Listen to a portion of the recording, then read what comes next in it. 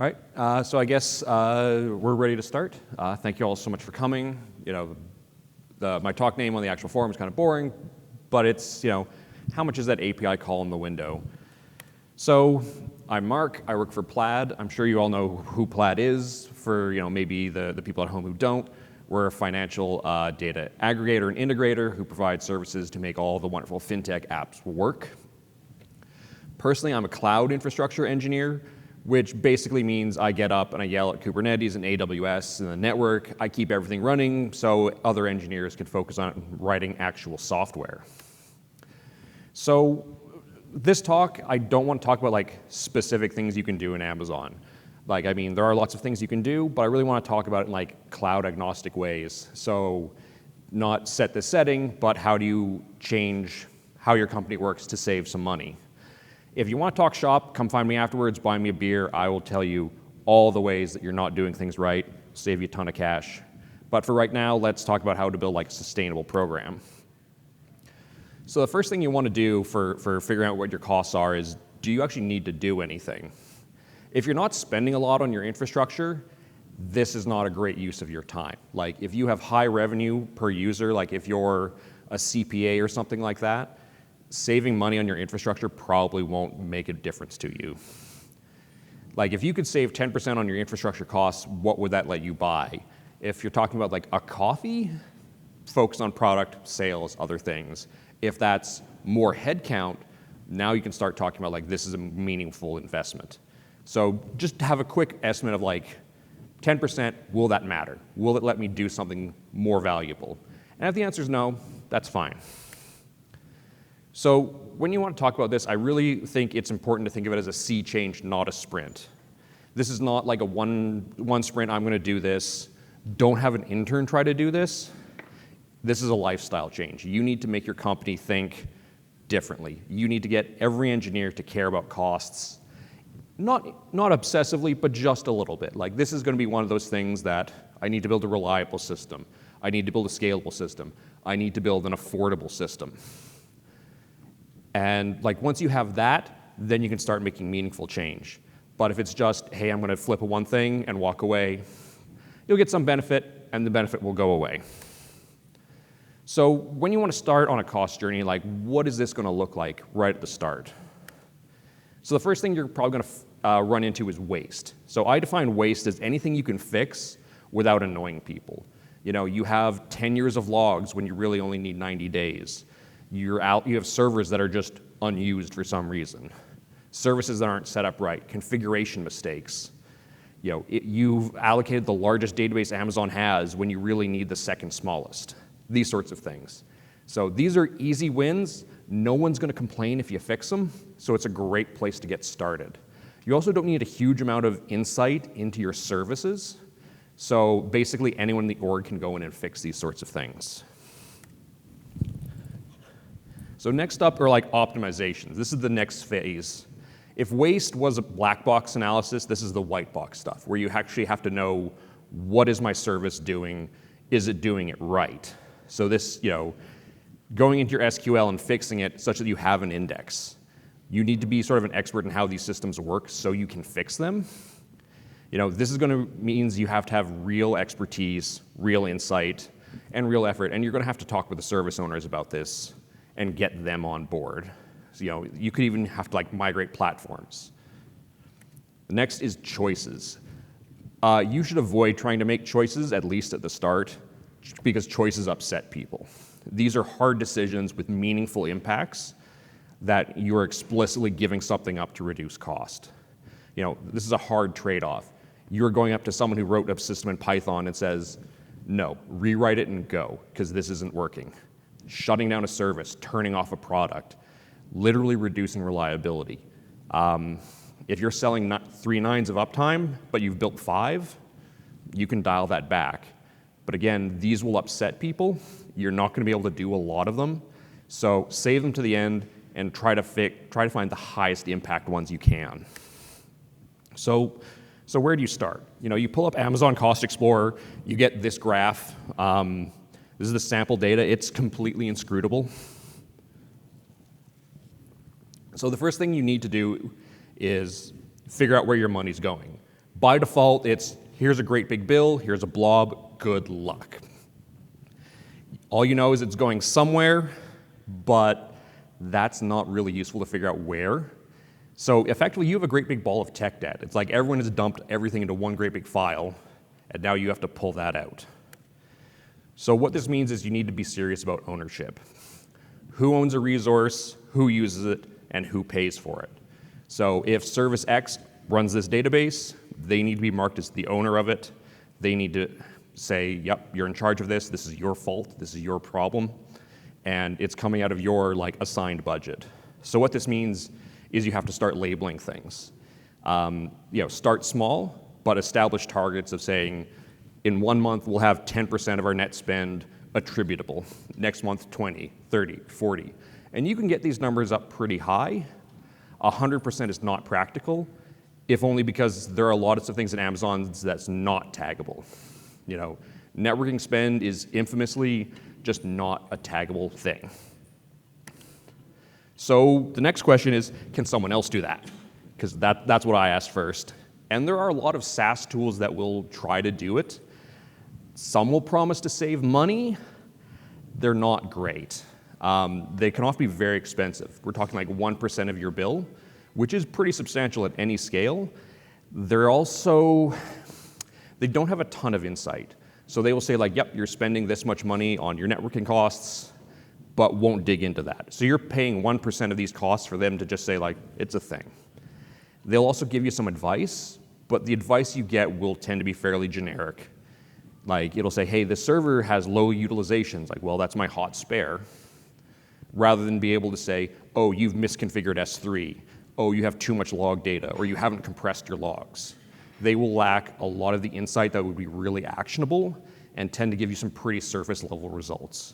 You can even write something yourself that'll do that. Go query the CloudWatch endpoints, have it spit out some answers, and for a day of coding, you can get better answers than what you get for 1% of your bill. The reality is that you're going to need to do some archaeology. Go in, dig out, and figure out who built this and who owns it. So you want to figure out what axis you want to break your data down on. Common ones are product, and I find a product is something that's customer facing. So for Plaid, there'll be transactions, auth, balance. Everyone else has their own products. Service is an internal service that provides an internal features or an endpoint. So we can say this external service or this external product relies on these internal services. We can break our things down by that. Team is another great axis. You could say this team is responsible for these 5 services. This is their aggregate spend. Organization is one level up. So these groups of teams do this. Finally, environment. So production, testing, development. It may sound kind of weird, but these are actually taxed differently. And your finance people will love it because they love tax optimization. And if you want to get someone on your side, do that. The reality is you're probably going to have to modernize some of your infrastructure management. If you've just let people go into the AWS console and start things, you're going to have to stop them from doing that. Infrastructure as code is a great way to enforce this. We have linters that say, oh, you want to spin up a new thing, you have to have these tags on your resource. And if people are stopped at the linter, they're very eager to yeah, I'll just add these tags. That's easy, that's fine. If you have to go in and fix them later on, you will be in a never-ending cycle of fixing other people's things. So just make these a hard requirement as soon as you can. And people will kind of go through it they will take the easy path if they can. Finally, you want source of truth dashboards. Amazon has a lot of ways to give you a price. They're different, and they'll give you different numbers. But if you say, if this dashboard says you spent this many dollars, that's the value we care about, that's the value we're going to track, go with that. Because otherwise, people will have different dashboards, they'll get different numbers, it'll be a constant fight. So once you've started to get some labeling going, get a little bit of data, the next thing you really want to think about is do a hackathon. Get a few engineers together and spitball some ideas. Give it a fun name. The Buy Me a Tesla project, the Save $1 Million project. It's great for branding, but we're talking about 3 engineers for 3 days. Just hey, we could do this, we could do this, we could do this. here's the difficulty, here's the complexity, here's how much you can save, and you would be amazed at just like the raw amount of money you can pull out of this. And you want a variety of engineers from across the organization because they will have different insights. So your data team will really understand their data warehouse and then realize, oh, several petabytes of data that we don't need could save us this many dollars.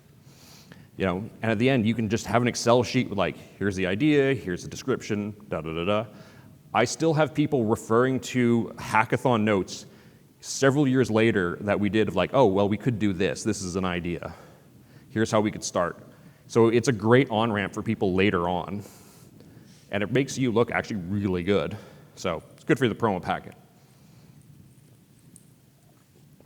So the next thing you're probably going to squash is leaks. So a leak is a pattern that people do at your company that wastes money, but it keeps getting repeated. It's like there is some doc that says do X. There is code that people are just copying and pasting. And engineers do it because it's easy. You don't have to think too hard. There's a sample doc that says, oh, if you're creating a new service, 10 pods, 8 gigs apiece, start with that. And you're looking at that and like, you get 0 traffic. Do you need 10 large computers? Probably not. So you just change the defaults. They'll copy and paste that instead. So instead of asking for 8 gigs, you can change it to half a gig. Small things like that will actually start having an impact pretty soon and pretty visibly. Also, it means you don't have to go fix them later. And if you can prevent people from making a mistake, you don't have to argue with them later on, here's how we have to fix it. So just kind of go over your internal docs and see what bad practices are being pushed forward. So if you do have to have bad examples, you really want to put in directly in line, don't do this. Literally in the code such that if they copy and paste, they copy and paste the warning that says don't do this. If people are copying from a live service, like you have an example service, put something in there that says you have to change this. Your example service might demonstrate how to ask for more privileges than most services need. A comment, hey, if your service doesn't need root access, don't put this line in here. Code generators, have them pick sensible defaults for everything. You really just want to make it easy for people to start with the right thing rather than having to go back and turn things off. So now you've got some ideas, you're fixing things here and there, small wins, you're making that, and that's great, but it's not sustainable in the long term. You really want to go from this ad hoc concept to one that's more systematic. So you're going to need to start developing a cost experts group. These are people who really understand how costs work and how you get billed.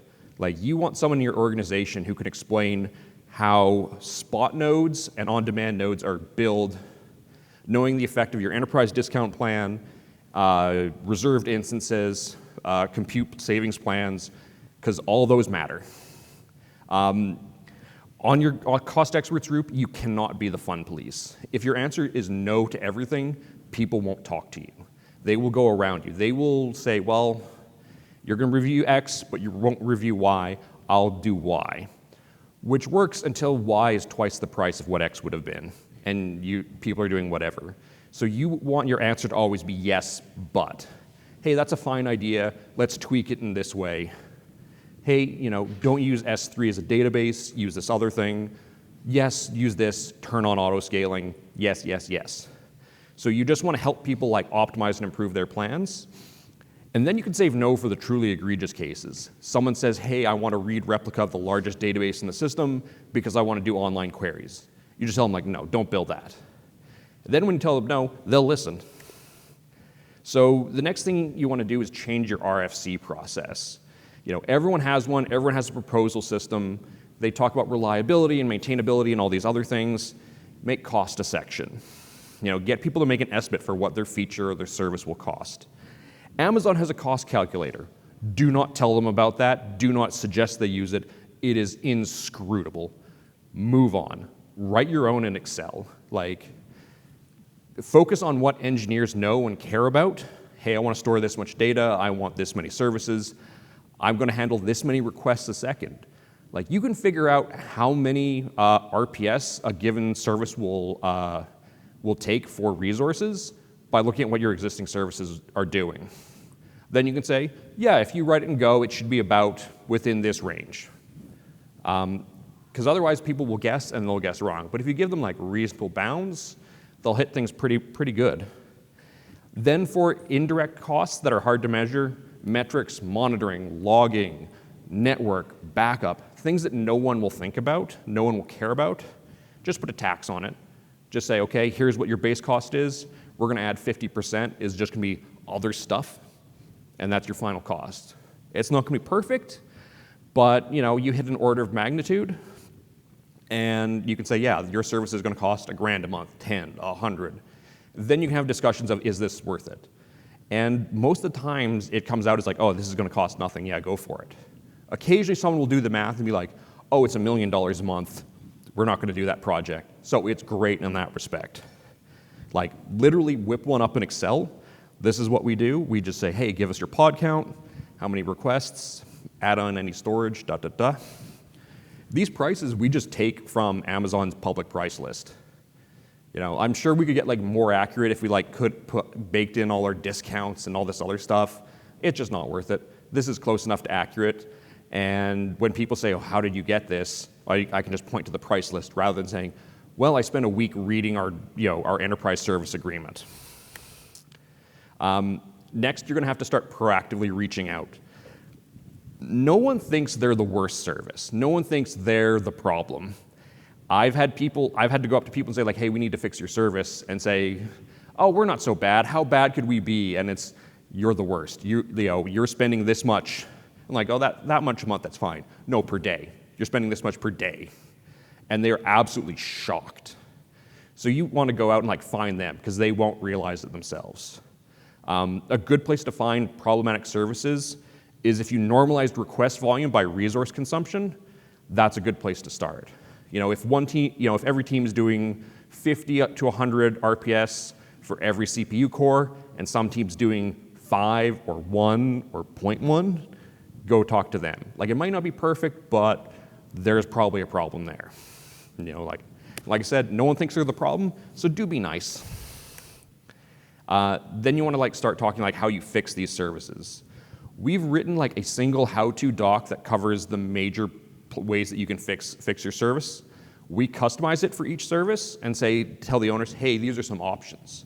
People love that. They think this is really white glove support, really wonderful ideas. What we do is we just change some numbers. We make very broad estimates of we think you can save this much or this much or this much, and let them pick what they think is best. So it's always in one of these 4 categories that they fall. And we say, here's some ideas of what you can fix. Different teams will choose different things. Some will say, auto-scaling is no good because we have consistent traffic. Some will say, yeah, we would like to run on Spot. Yeah, we want to run on ARM. Some will say, oh yeah, we can fix our code to run better. We wrote some really bad SQL. We can figure out how we're blocking on some of these requests. So if you give them the choice, they're much more likely to do something rather than, I need you to fix X. It lets them feel empowered, they love it, and if they're at least willing to do something, you are so far ahead of getting things done. So how do you sell this? I'm sure we're all on board on saving money, but there are lots of people who aren't. So how do you convince someone who really isn't interested? So you'll get paid less. People will use hardware to basically paper over design problems. Hey, I'm having performance problems, add more services, add more CPU, add more resources, and it works fine for a while. But there are hard scaling limits to that, you will hit a wall. As well, usually this means that there's a problem in their code where it's oh, there's an n-squared algorithm, n-squared memory usage, so they have to allocate so much resources that they never hit that. You want them to fix that because these problems just keep coming back. You will keep getting paged for, oh, traffic was up 3% this month, your service fell over again and paged you at 2 in the morning. So you're paying more for worse reliability. The good services are cheap. They scale well, they perform well. You double the traffic, their resources go up a bit, but that's fine. The bad services, you double the traffic, they just die. And so like really emphasize good code is cheap code. The designs people picked were reasonable at the time. Hey, I'm going to write this in Python. It'll get it out there. We'll get it done. It'll let us develop this. And now we're pushing 10,000 requests a second through this Python service, and it's a monster now. How do you handle this? Like, how do you scale a service like that? Really encourage people to think about what this means. Even if that means they have to re-architect a bit, even if they have to make custom scaling metrics, something that lets them more accurately follow what's going on. They don't have code that will blow up if they have a 1 in 1,000 edge case or 1 in a million edge case. Things like that. Sometimes it means you have to change what AWS service you're using. They've said, oh, S3 is a great data source. It's not a good database because you get charged for access. So it might have been okay at the time. Now maybe it's, oh, you have to move to RDS, DynamoDB, something else. So sometimes there are things like that. Generally, I try to say it was the right decision at the time, but now that you're a big product and now that you have the knowledge of hindsight, maybe it's time to re-architect how you do about this. Management is a different scenario. Everyone in finance is game for saving money, but there are a lot of executives who are features, customers. That's what I care about. I don't care about money. All they see is the AWS bill. It's this much. I don't care. Whatever. But if you reframe the bill in terms of unit economics, if you tell them, hey, we're spending 5 cents per DAO, all of a sudden that puts it into this human comprehensible scenario where it's oh, that's our bill. Our revenue is 2 cents a DAO. We have to fix this. This lets them really, really rapidly compare what the revenue and the expenses are.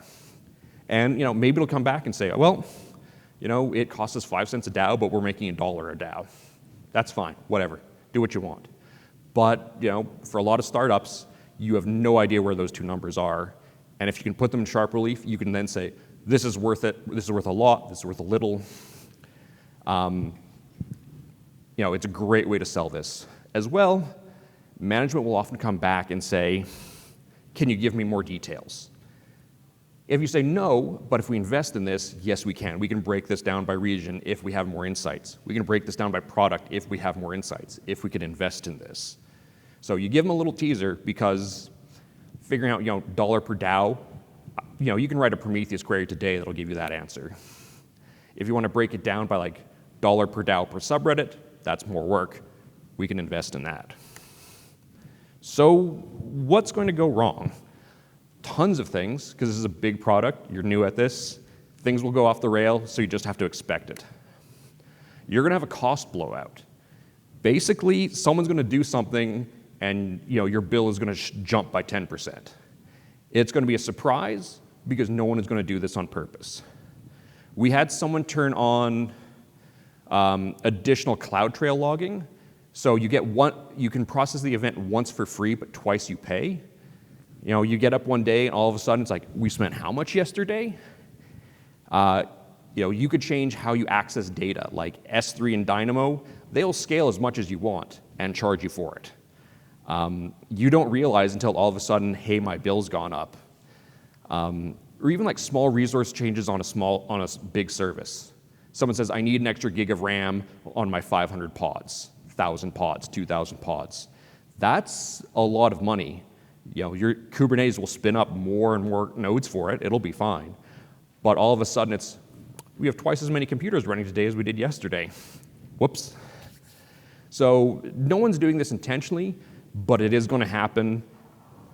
Just be aware. So you want to be monitoring for this. If you're doing this monthly, you will struggle to catch this. You want to be looking at your numbers weekly, if not daily. You want to get to these as fast as you can. If you can contact someone the day after a blowout happens, they'll roll back their change. No complaints, no problem, easy peasy. If you wait a month or two, they'll be well, all right, I'll have to figure this out. This might take a little while. I don't know if we can do that. If you wait 6 months, they'll be our service is running. We don't want to shut it down.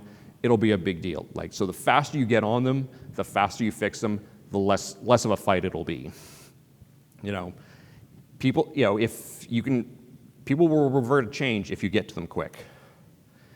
Next, someone's going to say, I want to spend more money. And they'll say, hey, I want to move from on-prem to SaaS or vice versa because it'll save some money, or I hate dealing with this tool. They want to buy something new. You want to launch a new product. It's going to cost this much.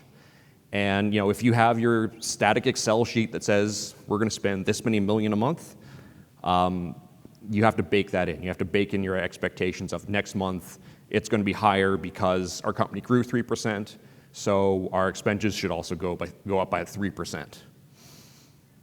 So static budget is going to bite you really hard. You want to have here's our organic growth, here's our planned growth. That way, at the end of the year, you can say, yeah, we still came in under budget because we baked in all these assumptions of growth and customers and new projects. Other than you get to the end of the year and oh, we're over budget because we actually grew by 25% and our infra grew by that much. Finally, teams that don't participate. You're going to find someone who's just I'm not interested, leave me alone, I have stuff to do. And if they're small, just ignore them. Who cares if they're spending $1,000 a month and they could get that down to $500? That's probably not worth the effort of making them. So just ignore them. If they're big, they're a big chunk of your expenses. What you really want to focus on is accurately reporting the numbers. So later on, you can say, this team is 10% of our spend. Is that a problem? It might really be. Then you have at least a lever with management to say, yeah, it's the largest service, they're this big amount. We should actually start talking about organizationally, this has to change. And later on, you might have to say, we're spending a lot of money on this. The marginal revenue they generate is pretty meager. Maybe we just want to discontinue this, reallocate the people elsewhere. So yeah, you just want to be accurate at okay, here's what they're reporting. Then again, it might be we're spinning this up. We'll see if revenue climbs. It's an investment. We'll see if it pays off. But if you at least have the information, you can make an intelligent decision later, rather than winging it on some bad Excel sheets. So what do I want you to take away? This is a process. You're not gonna ship something once and be done. This is a thing you're gonna have to do forever. So just keep at it. You want to set standards for recording ownership as soon as you can and enforce them. That way, the quality of your data will improve over time rather than getting worse. Even if you can't act on it now, it will pay for itself later on as you can make better and better insights. And then when you make a change, you want to lean on the ones that you can make permanent. So a linter that enforces service ownership is better than going in and fixing it by hand. Don't focus on trying to do everything all at once. You're eating the elephant here, one bite at a time, start small. And also, all saved dollars are equal. So don't shy away from fixing small things that you can do in bulk. Shifting all your databases from T3 to T4G, you save $6 each, but if you have 1,000 of them, it starts adding up. So a bulk change of that order can really start saving you some money. So don't ignore them. So thank you so much. Thanks for coming. I want to thank our sponsors. Please rate my session well, as rate all the other sessions if you can. Yeah, thank you so much for coming. I think we have a few extra minutes, so I'll be happy to answer questions now, or come find me and I'll talk your ear off.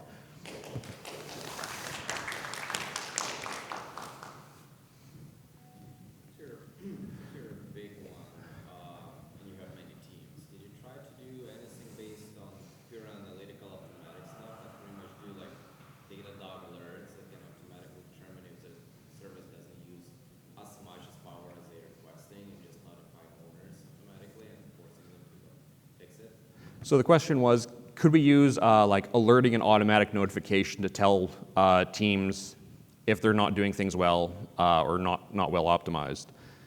We did do that a little bit. So we just wrote some really simple queries that said hey, we think your database should be at 60% in utilization, you're at 2, you should change to this. So we'd open up some Jira tickets for them.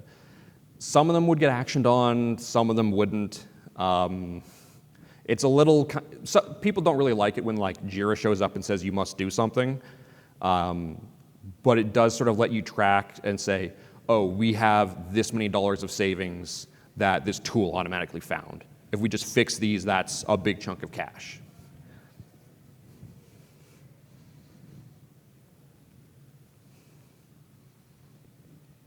All right, cool. Thank you so much. Thank you all for coming.